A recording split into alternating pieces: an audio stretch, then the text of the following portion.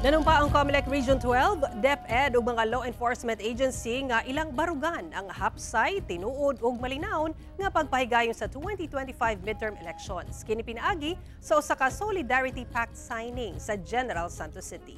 Ang detalye sa report ni Efren Mamak. Sectors of society pledge to strengthen collaborative efforts. Dungan nga nanumpa ang PNP, AFP, DepEd, lakip COMELEC 12 alang sa mas hapsay, tinuod ug malinawon nga pagpahigayon sa 2025 national and local elections ug BARM parliamentary elections nga gipahigayon sa Camp General Paulino T. Santos sa Barangay Tumbler, General Santos City niadtong Miyerkules sa buntag. Dungan sa mipirma mga taas nga opisyal sa moong mga buhatan sa gipahigayong ceremonial Solidarity Pact signing activity. Matud sa COMELEC 12, pagpakita kini sa ilang pagsaad alang sa electoral integrity ug orderly democratic process.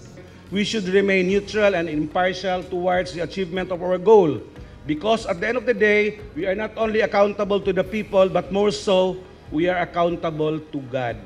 Makigalayon sab niini ang Department of Education Region 12 kung asa mga magtutudlo mosilbi isip mga electoral board member. Hindi na po mabilang sa ating mga daliri ang mga ginawang sakripisyo ng ating pong mga guro para sa isang matagumpay na eleksyon since time immemorial. Hugtanon sab ang pagpatuman sa seguridad sa maong electoral process pinaagi sa hinuusang puwersa sa Philippine National Police, Armed Forces of the Philippines ug ubang law enforcement agencies.